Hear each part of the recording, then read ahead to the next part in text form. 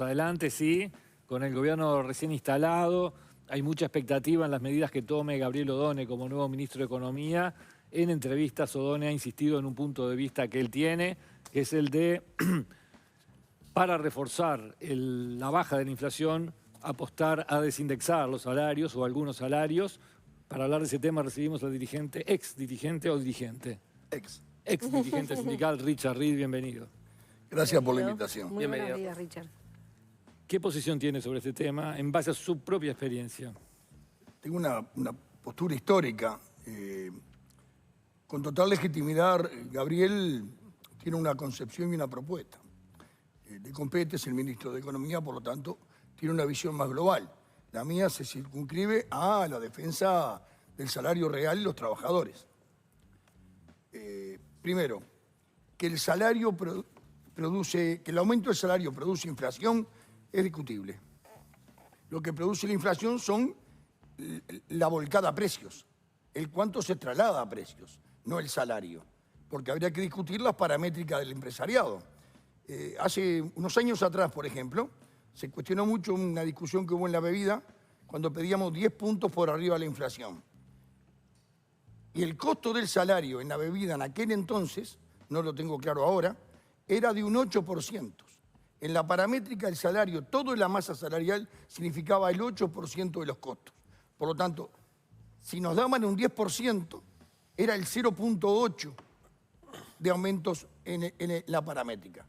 Obviamente, si vuelcan el precio a precios el mismo valor del aumento salarial, obviamente que ahí se produce un desfasaje. Pero normalmente el salario en el tabaco en la década del 90 significaba casi un punto. El 1% de los costos del cigarrillo era salario.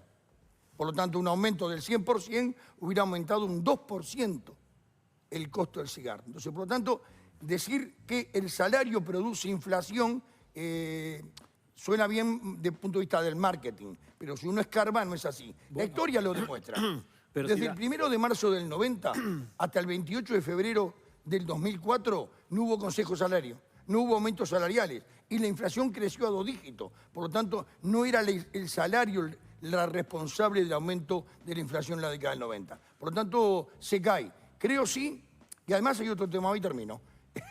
Creo que con una inflación del 5%, que está en el centro de la banda que se propuso el gobierno saliente, no mueve la aguja del reloj un punto. Y lo otro es, ¿quién lo paga? Lo pagan los que tenemos salario arriba de tal franja. Entonces, es un subsidio entre trabajadores. Creo que no está en el programa del Frente, además, ¿no? Por lo tanto, es una discusión semántica porque en la aplicación el Frente no lo tiene previsto. Me quedaba, respecto a la argumentación anterior, que si la paramétrica se mantiene, sí se traslada al precio, sí genera inflación. A iguales paramétricas, el aumento salarial sí se traslada a la inflación. Bien, pasamos a la etapa. Implicaría renegociar las paramétricas. Yo nunca vi una paramétrica en el Consejo de Salario, y estoy del 85, me los vi toditos. Nunca vi una paramétrica. Nunca el empresariado trajo las paramétricas. Entonces, por lo tanto, es un tema de fe y de confianza. Eso está bien para una iglesia, pero en el Consejo de Salario pasa por otro lado. Entonces, por lo tanto, pedir solamente una vez más que no haya crecimiento salarial o mantenimiento del salario real, me parece que no es aceptable. Ayer estuvimos charlando acá con Gerardo Caetano y sobre este tema, él decía que Odone hace 2 años que está electo como dentro del Frente Amplio como ministro de Economía y que él va a tomar las decisiones. Pero, por otra parte, decía también que Juan Castillo, aunque muchos lo ven como un radical o como una persona como con posturas muy firmes, es un gran negociador y que él está seguro de que entre los dos van a poder lograr un acuerdo. Vos que conocés a Juan Castillo de toda la vida, ¿coincidís con esa mirada? Totalmente. Juan tiene una experiencia sindical como pocos. Fue coordinador del PCNT, militamos juntos en el secretariado, teníamos visiones distintas sobre muchísimas cosas, pero Juan siempre se daba el tiempo para tratar de surgir o buscar un punto de encuentro. No tengo y además el equipo que armó Juan en el ministerio es un equipo muy solvente, muy bueno. Por otro lado, Gabriel tiene una vasta experiencia en negociación. Ambos son 2 ministros que van a, sin ninguna duda, van a jerarquizar el gabinete de este gobierno. Lo que tenemos acá son diferencias y es natural y está bien que tengamos diferencias. Para precisarlo, porque se habían manejado distinta información durante el proceso de transición, ¿vos qué rol vas a tener en este gobierno? Yo ninguno. ¿Ninguno? Asesor Venir a honorario. desayuno cada tanto. Asesor honorario es un rol. Asesor honorario, es un título que me pusieron ahí. A ver, yo soy opinólogo de algunas cosas. Hay otras que no tengo ni idea y me callo la boca. Creo y confío en este gobierno.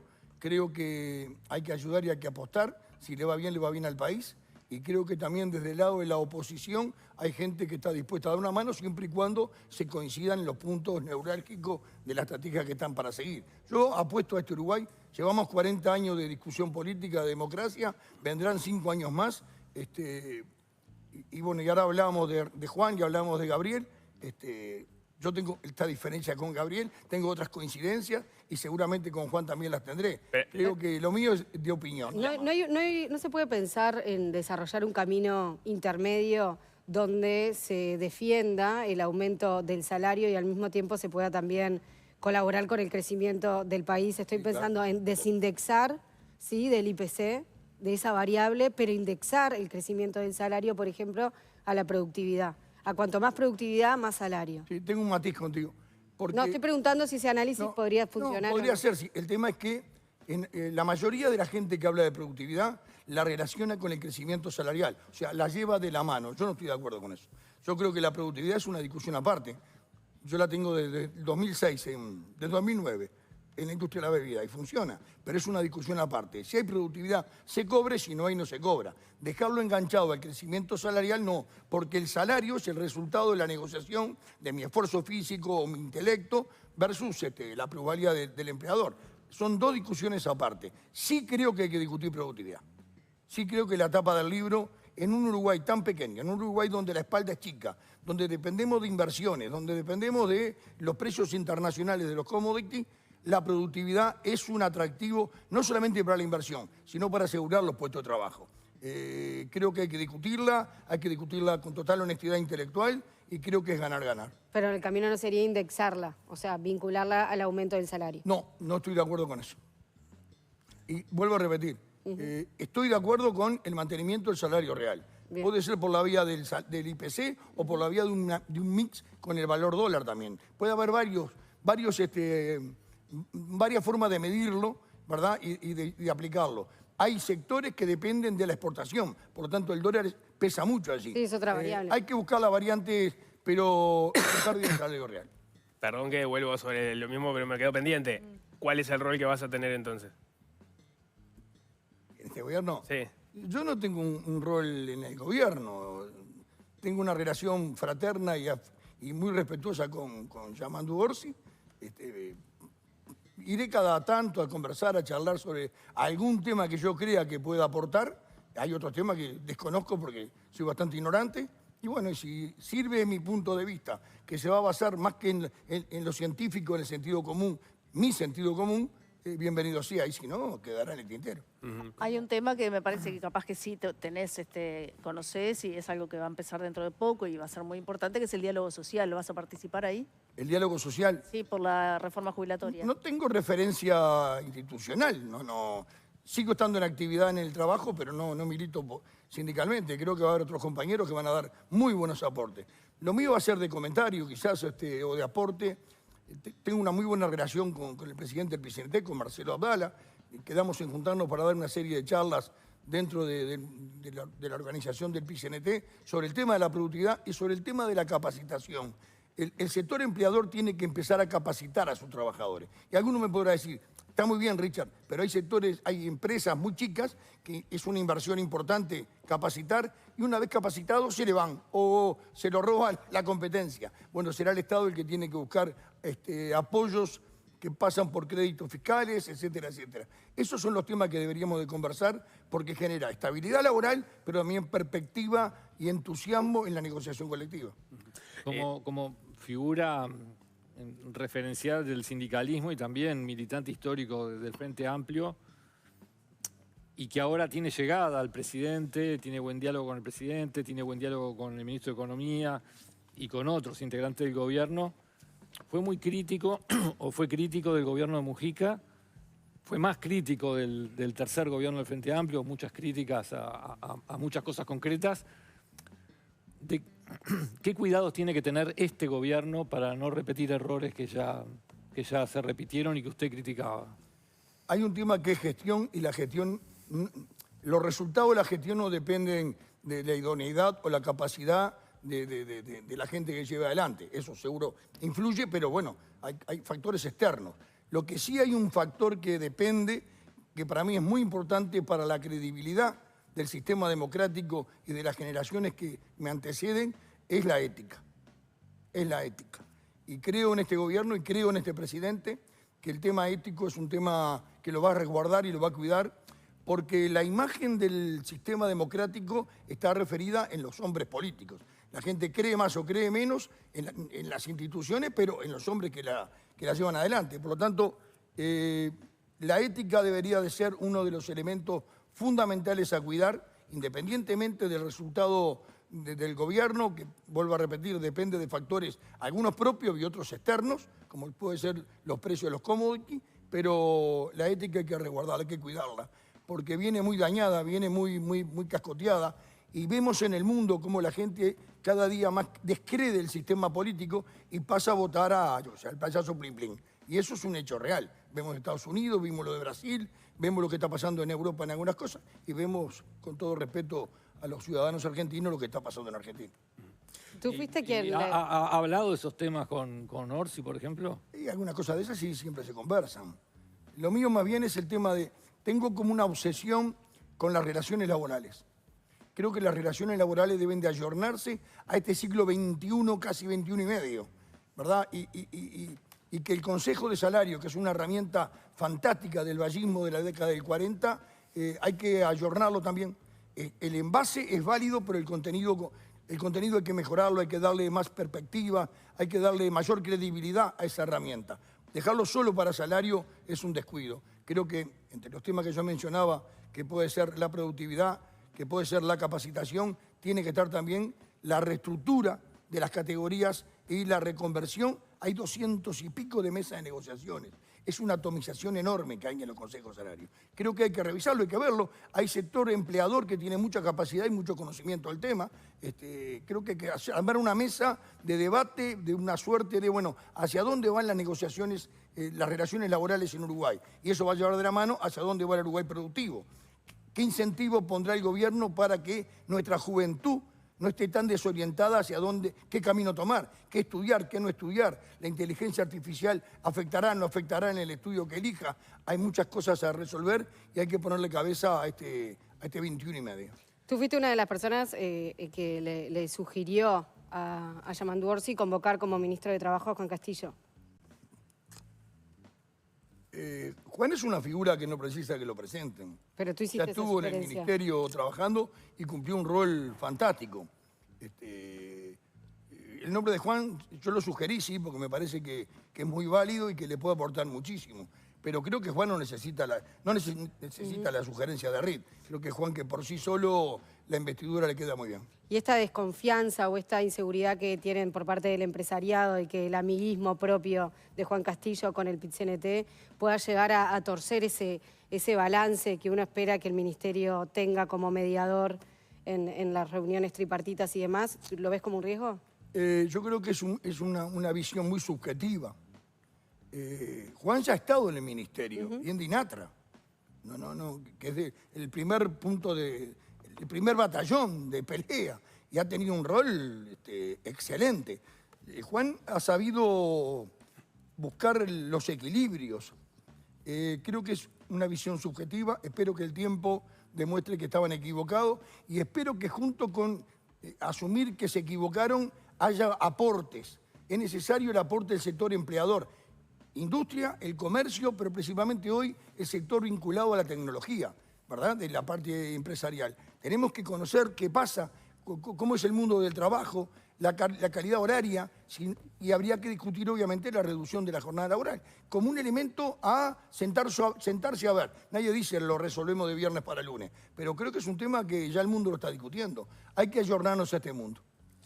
Me queda una duda vinculada a la discusión sobre la indexación. Me queda claro que tu postura es sí a discutir productividad, es una postura histórica tuya. En esto a grosso modo es atar o ver cómo se mejora la actividad de las empresas y después ver para adentro cómo se distribuye lo que es renta empresarial y lo que es masa salarial, donde en la medida que se mejora la actividad, las dos partes ganen. Esa es parte de la discusión. Después está si se ata o no lo salarial, más allá de la discusión sobre la productividad, al IPC, y eso es lo que acá entendemos como indexación. Ahora, lo que planteó Orsi en la entrevista con En Perspectiva, que volvió a poner arriba, lo que planteó Odone, perdón, en la entrevista con En Perspectiva, que volvió a poner el tema arriba de la mesa, era, se protegen los salarios más bajos, sobre todo ese compromiso asumido por el Frente Amplio, que son los 25.000 pesistas, y se ve en algunos sectores concretos de actividad, incluso manejó la palabra, las opciones de planes piloto, para ver si se puede ir hacia la desindexación, en el entendido esto de que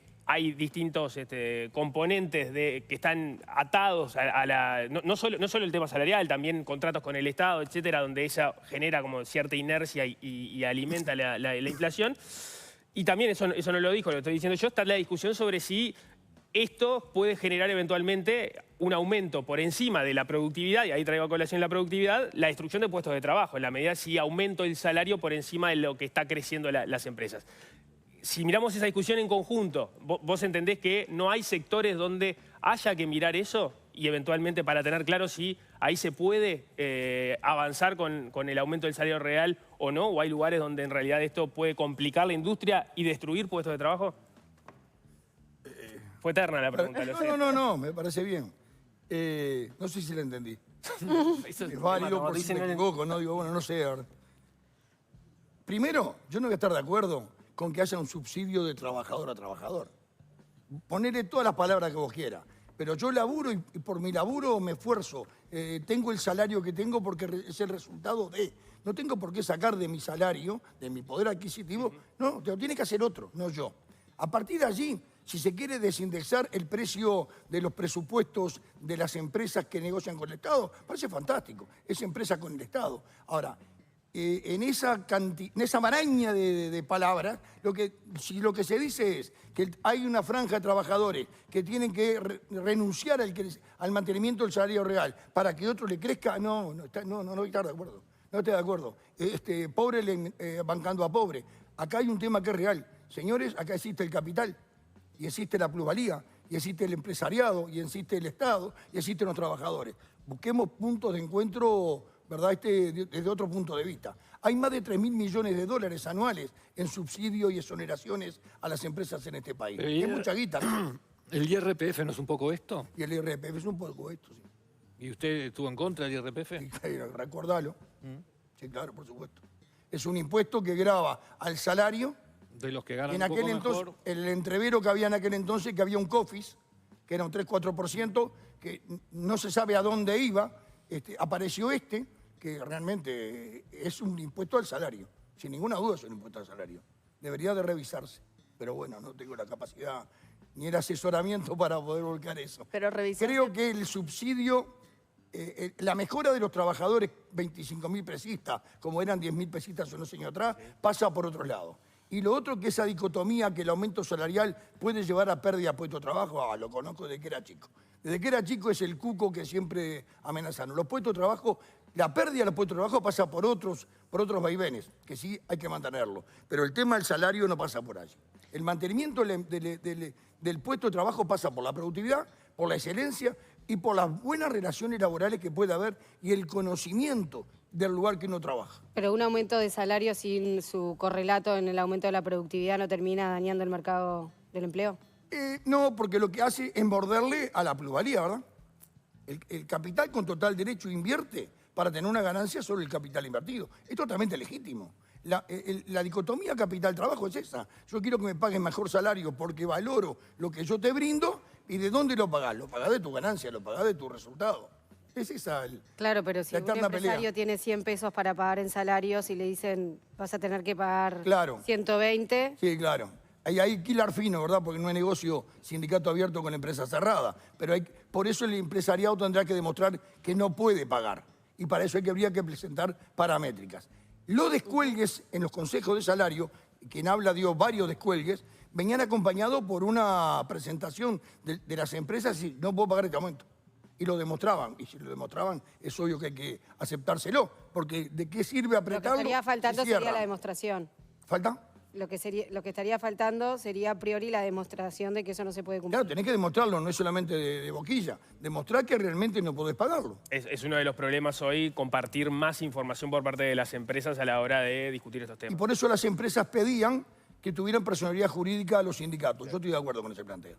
Porque eso le da garantía jurídica de que si no hay si la confidencialidad se rompe, el empleador tiene dónde recurrir. Y vos la discusión a propósito de la competitividad, que ha estado arriba de la mesa ahora, por ejemplo, a partir de lo de Yasaki, ¿cómo la encarás? Ahí ¿qué puntos de coincidencia o qué puntos de diferencia tenés con la mirada de las cámaras empresariales, por ejemplo, de la Cámara Industrial que discute esto? El tema de la competitividad. Sí, exacto. Lo que pasa es que la medición pasa, y creo que totalmente legítimo, yo capaz que haría lo mismo, pasa por la carga tributaria en Uruguay. Uruguay es caro para producir, sin ninguna duda. La industria uruguaya tiene que pelear muchísimo para evitar el ingreso de productos similares de la propia región. Está sucediendo desde hace varios años. La competitividad pasa por el tema tributario, pasa también por un mercado que es chico, ¿verdad? Y competitivo en lo que significa el ingreso de productos.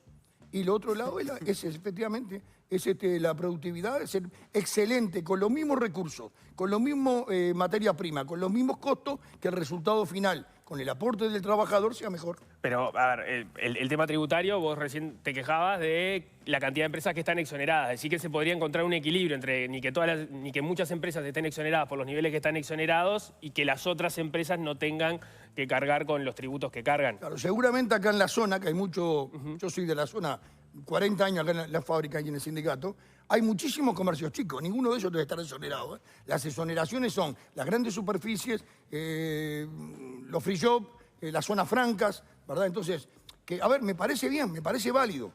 No estoy en contra, lo que digo que no es justo cuando hay 160 y pico de mil pequeña y mediana empresa que dan 700.000 puestos de trabajo que si se atrasan un día en el BPS le arranca la cabeza. Y sobre los ingresos de productos que mencionaste, ¿cuál entendés cuál es el problema ahí? No, el problema es la competitividad del precio.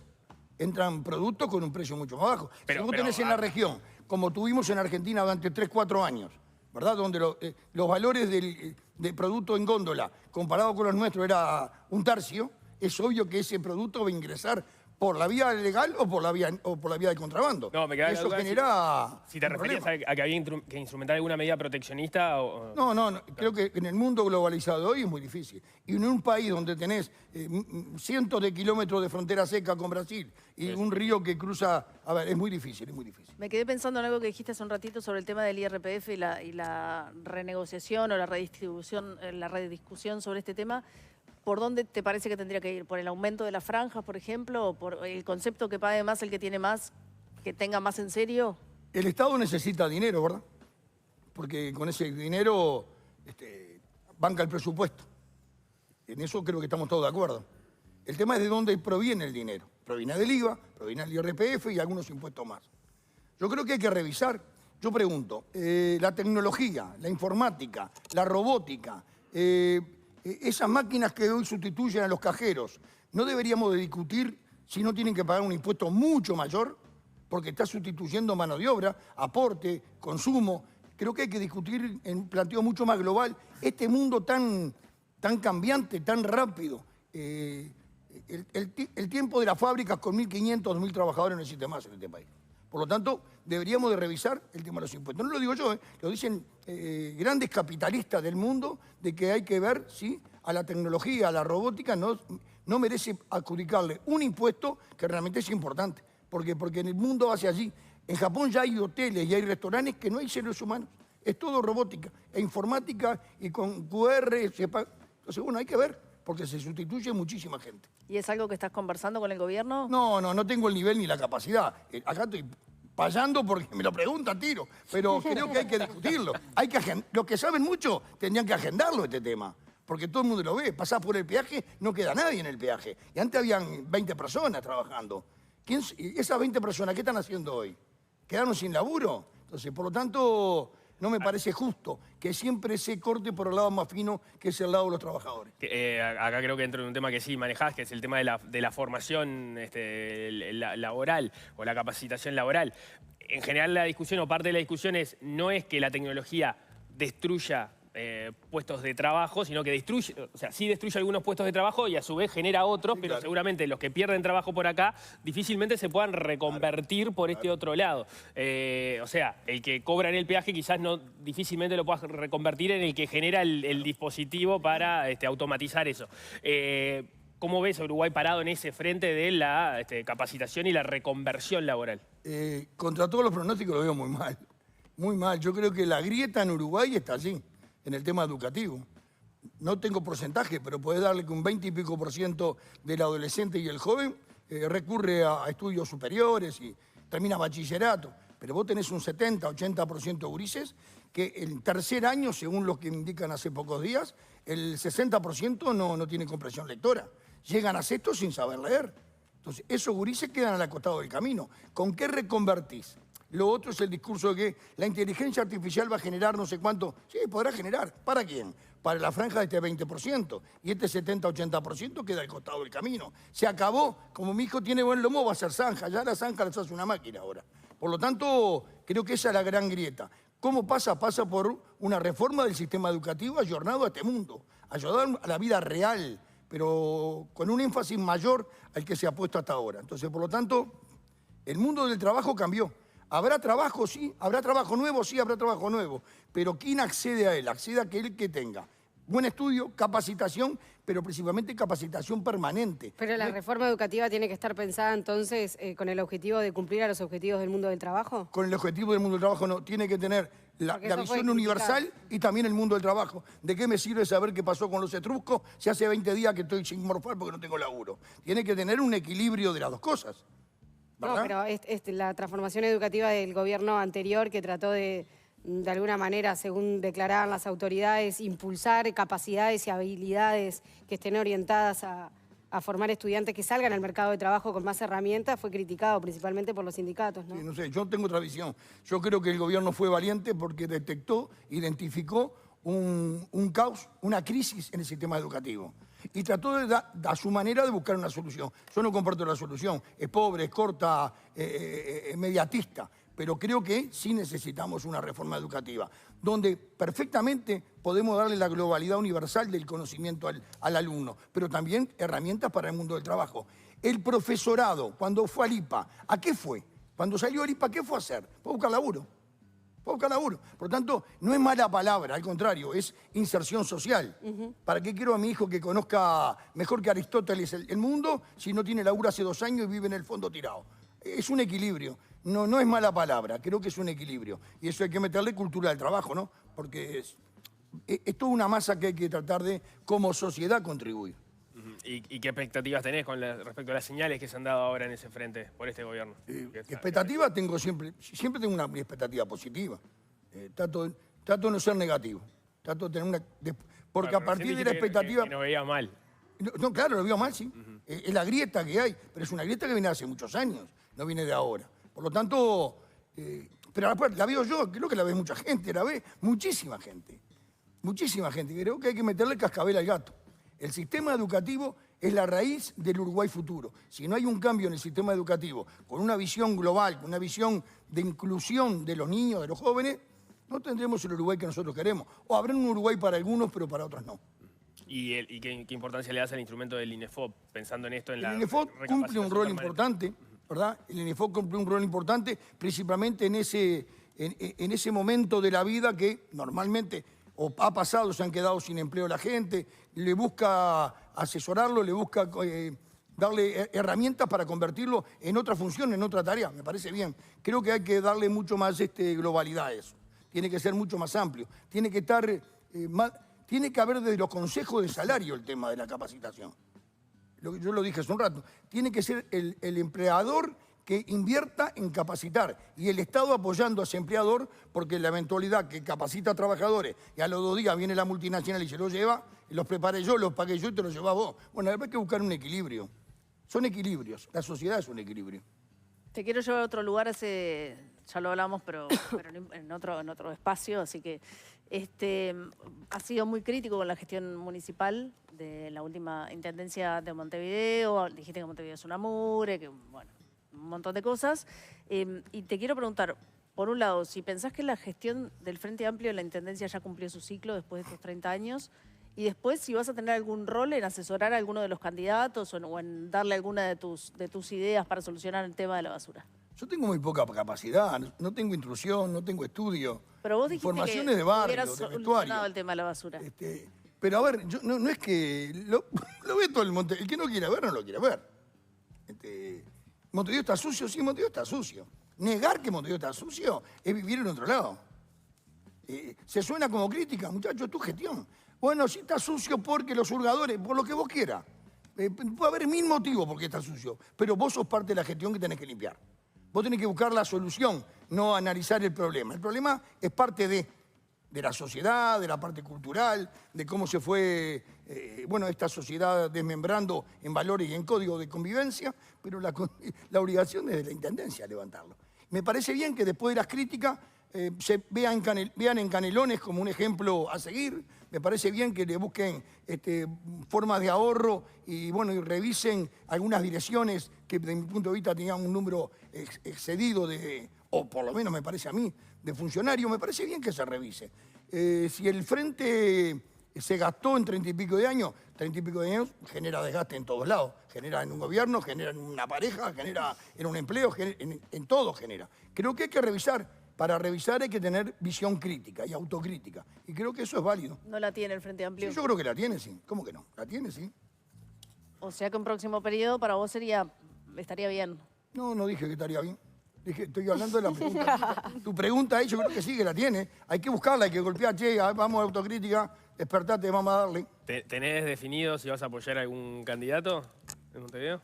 No, voy a apoyar porque ando viviendo prácticamente en el límite, voy a apoyar al Pancho Leñani, a Francisco. Pero ¿dónde en vas Canelones. ¿Dónde votás? ¿En Montevideo? Y creo que ando ahí con el tema de la credencial.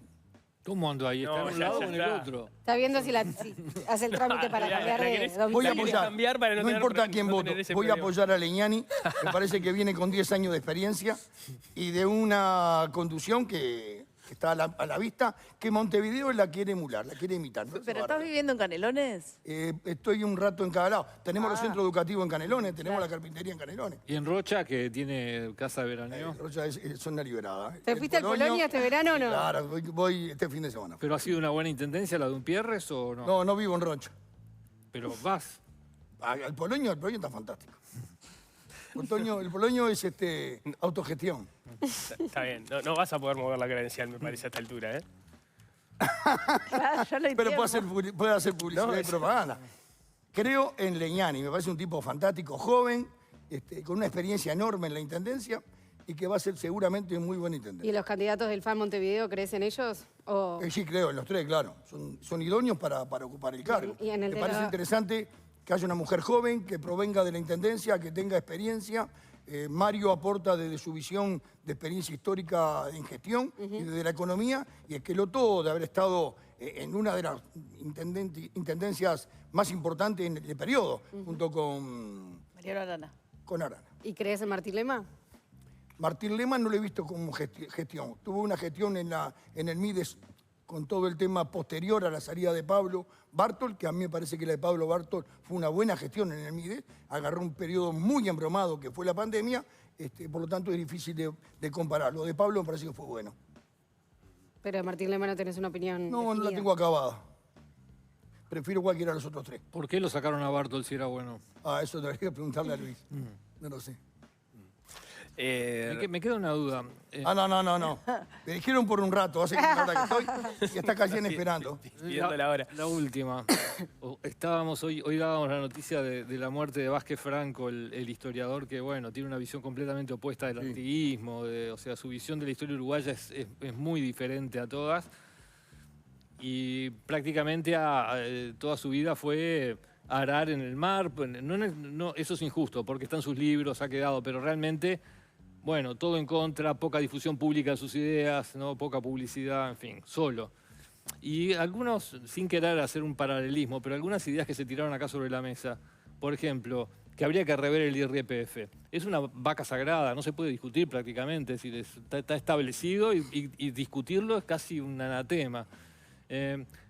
Hacer una visión de la educación que tenga una pata centrada en el mundo del trabajo es hacerle los mandados al Banco Mundial, es así como se ve. Si alguien lo plantea, te dicen, estás haciendo los mandados del Banco Mundial. Decir que Montevideo está sucia, que es algo evidente, es visto como hacerle el juego a la derecha, ser facho, en fin. Sí, nos cuesta mucho pensar fuera de lo que ya está establecido y que eso tenga algún andamiento, que eso pueda por lo menos ser discutido, no ya cambiado. Yo creo que hay que insistir, no importa, yo hace 42 años que milito. Soy frente amplista toda la vida y moriré frente amplista. No, eso no me quita ser crítico. Fui crítico en los gobiernos del frente, un crítico tratando de aportar desde mi visión cómo se debería de mejorar. Apuesto a este gobierno, apuesto a Yamandú y a toda esa barra que él juntó. Creo en ello, estoy confiado, me genera optimismo el saber que las cosas van a funcionar. Y por otro lado, no dejo de mirar que hay cosas que hay que revisarlas. No revisar la gestión de la Intendencia es un error político. Pero además, yo siempre lo cuento, ¿no? La autocrítica. Todo el mundo habla de la autocrítica. Se menciona para pedírsela al otro, pero nadie la hace propia. Si yo tuviera un rival enfrente, que todos los días revisa ese rival lo que hizo ayer y corrige lo que hizo ayer, a mí me preocupa como rival. Si ese rival que tengo enfrente vive macaneándola y nunca corrige nada, pero lo sigo alabando, vamos arriba que está todo bien. Entonces, creo en la autocrítica como una herramienta de perfección, de mejorar. Y bueno, y otros la verán de otra manera. Yo apuesto los cambios, el mundo, la vida es dinámica, como el pensamiento, no es estático. Lo otro es pensar que todo es estático. Esto es así, no sé si es así, habrá que revisarlo. Richard Reed, muchas gracias por habernos A ustedes por acompañado. la invitación. Muy amable. Muchísimas gracias. Gracias a ustedes. Bien, hacemos un corte. Al regreso vamos a estar conversando con Pablo Cayani, futuro presidente de la ANEP. Ya venimos.